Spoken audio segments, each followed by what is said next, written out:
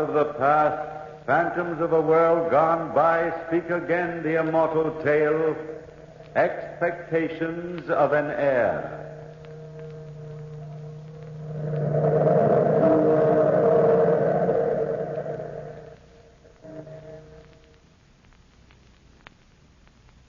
Yes, there she goes. My beloved Aunt Mora, her skirts rustling as she waddles up the stairs to her room. My earliest memories are memories of her, always dressed in the same way, heavy dark dresses which only accentuate her huge body, her fat body. Always waddling from our dark living room up the circular wooden stairway to her room on the second floor, leaving behind a faint scent of mimosa perfume, mixed with the sweet odor of rice powder and the dusty smell of old clothes. Aunt Mora, mother, father, brother, and sister, all these she has been to me. My only relative, Aunt Mora. There's always been just two of us, alone together. And the butler, Andrew, only he leaves us alone together, too. Everybody does. You see, we're so devoted to each other. They say a lot of things. Wealthy Aunt Mora and that sweet nephew of hers. So devoted, so devoted. So devoted a man he is. It's amazing the way those two are always together. I don't see anything amazing about it. She's devoted her life to him. After all, she's all he's got. And he's her favorite brother's child. But cooping a young man up like that, it isn't natural. Someday he'll find a woman and get married. You mark my words. Ralph Weston marry? Nonsense. Maybe he might have a long time ago, that Alice Godwin, but not now. Not after what happened. Besides, you know what people say. There might not be a word of truth in it, but you know the way people talk. Yes, they talk. And I've given them much meat for conversation. I wonder if they know the truth, the real truth. Could they have guessed? It was for you, Alice, that I did it. It was all for you, Alice. I loved you. I loved you a great deal. We had been for a walk that afternoon so long ago when we were engaged to be married. You stopped suddenly by the banks of the river and you looked at me, almost appraising. You're a strange boy, Ralph. We've been engaged 5 months now, and I've never even met your family. I haven't got a family. Well, you've an aunt. Alice, when the time is ripe, you'll meet her. When the time is ripe. I'm so tired of being secretly engaged. It's all so pointless. Why can't I announce my engagement like other girls? Are you ashamed of me? Ashamed of you? Great Scott, no. Why keep it a secret, then? Even my family are becoming suspicious. Stall them a while. Say that you're not sure you love me. That's rather close to the truth, Ralph. What do you mean? I mean, I'm not at all sure anymore that I want to marry you. You've no gumption. You won't get a job and start out on your own like other people. A little foolish for me to take a job as a $20 a week clerk, and there's not very much else I'm suited for. But living on your aunt this way... I'm not living on her, really, Alice. It's my money. She's going to leave it all to me someday. Someday isn't now. Aunt Mora doesn't approve of my marrying. You know that. Do I? I don't know anything. Do you want me to be cut off without a cent, Alice? Yes, as a matter of fact, I'd love it. Give you a chance to prove yourself. You're not being very practical. Have you ever asked your aunt, point blank, how she feels about your marrying? Well, no, because I know what her reaction would be. You're making her seem an awful ogre. When everyone says she's so devoted to you. Such a nice person. I know Aunt Mora better than you, Alice. You'll have to let me do things in my own way. Aunt Mora's got a bad heart, and any kind of a shock would prove fatal to her. But why should your engagement prove a shock? Oh, Ralph, we've had this argument so many times. I'm sorry, darling, but unless you feel free to marry me now... Alice, give me a little time. I wish I didn't love you. Alice, I'll tell Aunt Mora tonight. Oh, I'm sure she'll understand, Ralph. I'm positive she will. That is, if she's as devoted as people say. Devoted. Devoted. I went home, tried to plan how best to break the news. After dinner, Aunt Mora and I were in the living room. The air was heavy with the rich, fat odors of mimosa perfume and rice powder. We sat in silence facing each other. Then she glanced at the clock on the wall and started toward the dark hallway.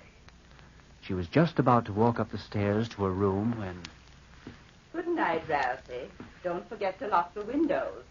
You forgot last night. Auntie, Yes, Ralph? I've got to talk to you. I was wondering if... If what? I can't talk to you this way in a dark hallway with you peering down at me.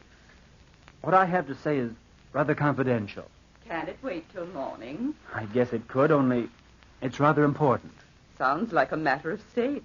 I hate to mention... You hate to what? Approach the subject of money again. Heaven knows you've been generous enough. Gambling debts again, Ralph? Well, that isn't all. Another woman? Don't say another woman in that tone, Andy. It's not fair. Do come in the living room and sit down.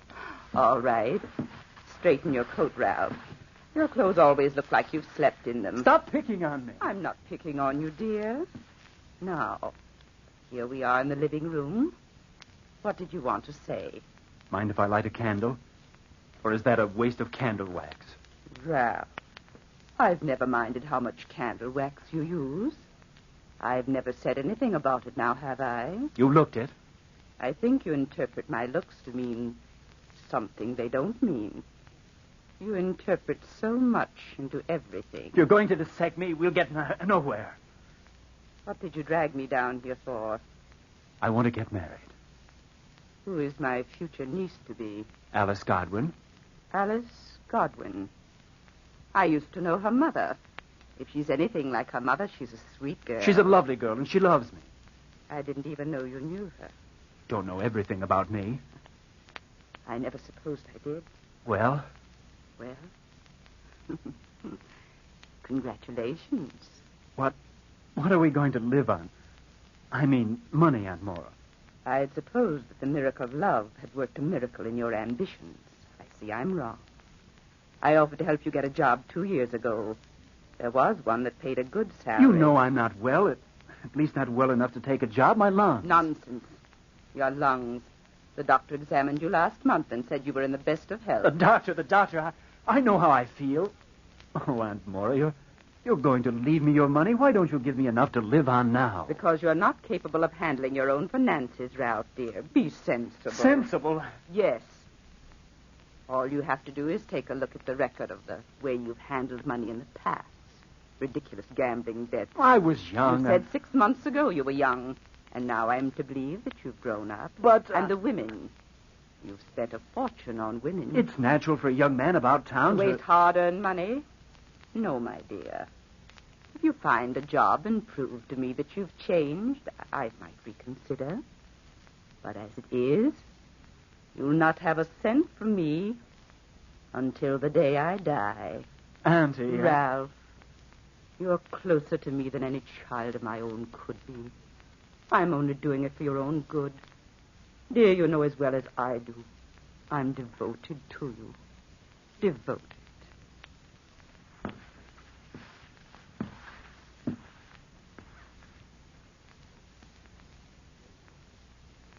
Devoted to me. Devoted in her own peculiar way. She climbed up the stairs to her room and left me alone in the sitting room with my thoughts. And my thoughts weren't pretty ones, not where she was concerned. She was determined to hang on to her money until she died. Death. Yes, perhaps her sudden death would be the answer. She'd lived her life. Obviously, what good was a rich, fat old woman? Death would put a stop to all this bickering over my extravagances. Then I could marry. The scent of mimosa perfume was heavy in the air, and the sweet odor of rice powder burned my nostrils, almost as if she were there. But she was upstairs, and I was alone with my thoughts of her death. But how? That was the problem. Accidental death, immediate, painless. The stairs.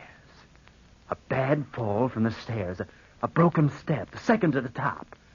That was it. The shock of the fall was certain to bring on another heart attack. I knew I had the right idea, the second step. I had no sooner thought of it than I started to work to the kitchen for a chisel, a bit of wax. I had hoped Andrews, the butler, was in bed. But as I opened the door to the kitchen... Mr. Ralph, sir, are you still up? Why, Why, yes, Andrews. Is there something I can do for you, sir? No, I just thought I'd rummage about the ice chest and get myself something to eat. I wasn't eavesdropping, Mr. Ralph, but I happened to hear you tell your auntie you were engaged. My congratulations, Mr. Ralph. Thank you, Andrews. Are you sure there's nothing I can get you? Positive. I like to rummage an ice chest by myself. You're positive, sir? Yes, positive. Go up to bed, Andrews. If you won't be needing me, sir, I don't suppose you would mind if I took the rest of the evening off? No, Andrews, I don't mind at all. You don't have to come in till morning if you wish. Well, I was going to be a wee bit late, sir. That is, if you don't mind. I don't mind. If your auntie asks for me, you'll tell her a likely story, won't you? My aunt is sound asleep, Andrews, and she won't be needing you. Thank you, sir. Thank you so much. Well, good night to you, sir. Good night, Andrews. That was good luck. First part was good luck, Andrews taking the night off. I knew I wouldn't be disturbed. I went to the tool drawer beneath the sink, opened it, took out the chisel, the hammer, and the floor wax, carefully wrapped them in a towel. Grandfather's clock in the hall was chiming. Aunt Mora always fell asleep within 10 minutes after retiring. She was proud of that fact, talked about it a great deal. She usually went to bed at 9, but here it was 10 o'clock. I crept from the kitchen, then shut the door carefully behind me. Then I crept slowly, carefully up the stairs, one at a time, very slowly, very carefully, until I reached the second from the top of that long wooden stairway. I sat down on the steps, carefully removed the small nails which held the rug in place. Carefully, soundlessly, one by one, I removed the nails for her coffin. Perhaps I ought to save them. The thought amused me. I was so careful I had time to be amused, and anxious, too. Then, when the last nail was out, I pulled up the carpet and waxed the stair underneath, waxed it well, very well, until the carpet slid at the merest touch. Then, as I started to hammer just one nail to hold the carpet temporarily... Ralph? Ralph? Oh, yes, Andy. I thought I heard you out there. What are you doing on that stairway? Stairway? Why, nothing, Aunt Moore. I was just coming up to bed. Ralph, would you do something for me? I don't feel so well, darling. Your heart again, Aunt Mora? Yes, I'm afraid so. Would you get me my pills and a glass of water? Of course, Andy. I'd do anything for you. Anything. You're so devoted. Aren't you, dear? So devoted.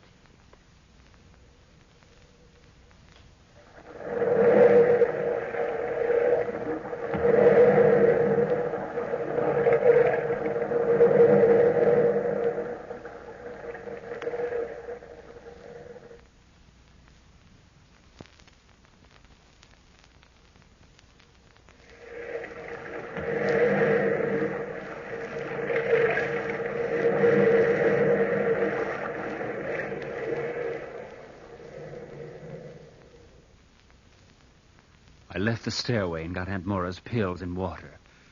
Had she seen me fix the stair? Had she guessed? Nobody knew what went on in that mind of hers. It was almost midnight as I entered her room. I opened the door and walked to her bedside. Thanks, Ralph. That's all right. Anything else you want before I go to bed? Nothing. These attacks don't mean a thing. Funny I couldn't sleep tonight. Haven't you been asleep at all? I must have dozed, but I kept dreaming. Very uncomfortable. Dreaming of what? I can't remember, except that it was unpleasant. You ate a large dinner tonight. You always have nightmares when you overeat. You know that. Yes, of course.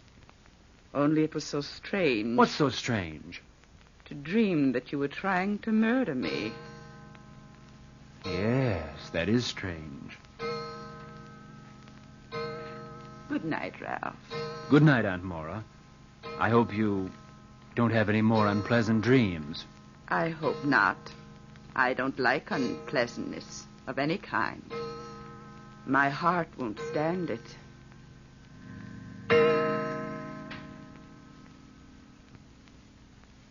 How much did she know then? That's what I keep thinking even now. How much had she guessed? I went to bed and tried to sleep, but my heart pounded with excitement. I laid awake a long time thinking of tomorrow. Tomorrow Aunt Maura must be dead. Tomorrow. Then morning came. Tomorrow finally came. I dressed hurriedly. My hands were trembling with excitement. I wanted to be downstairs before she awoke, and then I could wait down there and watch her fall. Watch her die. I could enjoy my freedom. My freedom. I walked down the stairs, careful not to step on the wax second step. Andrews, the butler, was in the dining room setting the table when I came in. Good morning, Mr. Rath. Oh, good morning, Andrews. Where's the morning paper? Oh, sorry, sir. I'll get it for you. Will you have your eggs 3 or 4 minutes this morning? It doesn't matter. By the way, sir, I didn't know you were interested in carpentry work, sir. Who's interested in carpentry work? You were working with a hammer and a chisel last night. I only mentioned it because... Because of what? Because you've disarranged the carpentry drawer with all those old nails you threw in there. Nails? I haven't been near the drawer. You must have, sir. The drawer was in perfect order last night before I went out. Was it? And we haven't had a carpet nail in the house for months. That is until this morning. There's quite a little stack of them now. Oh, I'll get you your paper now, sir. And my eggs? Certainly, sir. I'll get it, Andrews. Yes, sir. Confounded, nothing but peddlers at this hour of the morning. Coming! Hello, Ralph. Alice. Alice, what are you doing here? I had to see you, darling. Well, come in. Thank you. Have you had breakfast yet? Yes, I have. Will you have a cup of coffee with me? Well, if you want me to, of course You're as nervous as a cat, Alice. What in the world is the matter with you? I haven't slept all night. Sit down here. Thank you. I'm sorry to interrupt you in the middle of your breakfast. Here are your eggs, sir. Miss Godwin would like a cup of coffee, Andrews. Would you like some eggs, dear? No, thanks, Andrews. Yes, ma'am. Well, darling, what is it you wanted to tell me? Did you tell your Aunt Maura? About our engagement? Is that what you came here for? Yes. Did you tell her? Yes. Well, what did she say? Nothing. She went directly to bed. She didn't feel well. Then she doesn't approve. Evidently not. I'm glad, Ralph. Glad? That's a strange thing to say. All night last night, I couldn't sleep. I wanted to come over and give you this. That's why I came this morning. Take your ring, Ralph. You're joking. No, I'm quite serious. I've known for a long time. This is all a mistake. Alice, darling, Your coffee, miss. Thank you. That'll be all, Andrews. Yes, sir. Why have you changed your mind, Alice? I suppose you are entitled to an explanation. I certainly think I am. Well, mostly it's because I suddenly realized I don't love you. I must have known that all along. Love can only stand so much of being hurt. I hurt you? Without knowing it. Yes, you did. Oh, how can I explain to you? You don't need to. Not if you don't want to. Oh, Ralph, I suddenly realized I was waiting for somebody that didn't exist. I was waiting for a you that never lived. And the you that does exist doesn't think enough of me to fight for me. Knowing that, Ralph, I can't go on. Please, take this. All right. But you'll change your mind someday, Alice. You'll come back to me. Maybe. But I doubt it. No, don't see me at the door. I can go myself. Goodbye, Ralph. Andrews! Yes, sir. Where's the morning paper? The young lady's left, sir. If she isn't here, it's normal to presume that she's left. Yes, sir. I'll get your paper for you, sir. And then you can take the day off, Andrews. Oh, thank you, sir, but your aunt has asked me to go on an errand for her. Well, then do your errand and then take the day off. Aren't you interested in the errand, sir? You usually take such interest in these things. Aren't you forgetting yourself a little, Andrews? I don't think so, sir. I don't think so at all. I mean, after finding all those carpet nails in the carpentry box. What are you hinting at? Your aunt has asked me to go to her lawyer this morning and ask him to drop over. Why? I don't know, sir. It's unfortunate about lawyers. They can never come right over, no matter how badly one needs them. Can't they? Oh, sir. It'll take at least 3 hours. Andrews. We'll be back at noon, sir. Andrews. At noon, sir. At noon. And he knew. But the man was a fool. If Aunt Mora were to die accidentally, I could manage him. In a short time, I could replace the carpet nails, scrape the wax off, and no one would take his word, a butler's word, against mine. I left the dining room and walked up the stairs. Carefully up the stairs. Careful of the second stair to Aunt Mora's room. I stood outside the door for a moment, and then I knocked on the door. Come in, Ralph. Good morning, Auntie. Good morning, Ralph. Would you take my tray? Certainly, darling. Aren't you feeling well this morning? Not very well, Ralph. It's my heart. Started acting up last night. Here, let me take your tray. Then you can stretch out. Thank you, dear. Ralph. Oh, Auntie. My heart. Oh, I think you'd better go for the doctor. Aunt Mora. Ralph, please. Get the doctor. The doctor. Of course, Aunt Mora. I'll go right away. I'll be right back, Auntie. I'll be right back with the doctor. Ralph, be careful of the stairs. Ralph, be careful of the stairs. Oh!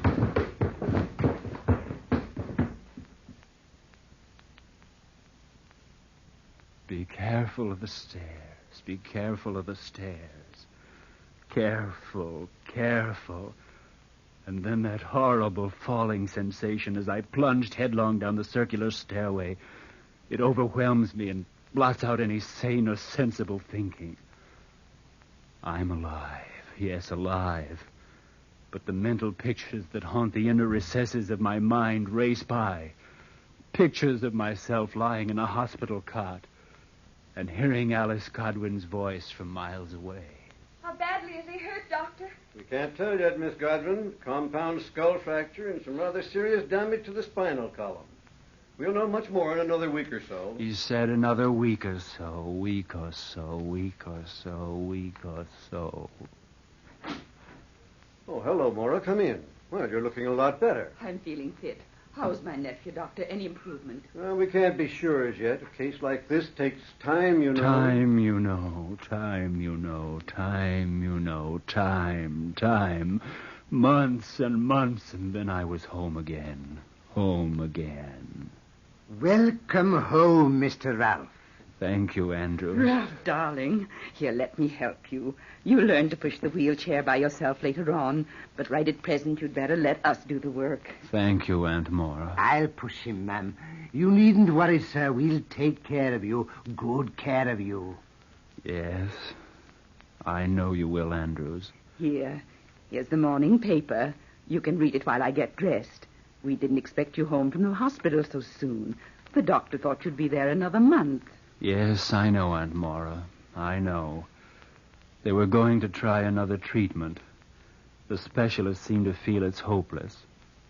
I'll never walk again. Nothing's hopeless, Ralph. Nothing in the world. Especially if there are people around who are as devoted to you as I am. Simply devoted, my dear.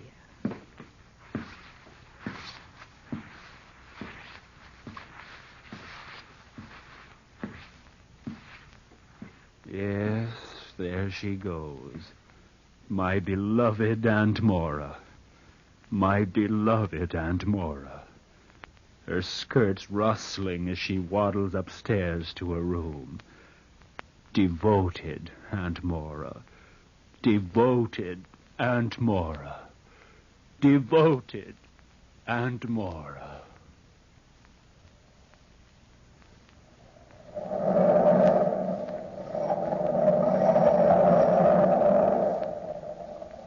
From the time-worn pages of the past, we have brought to you the story, Expectations of an Heir. Bellkeeper, toll the bell.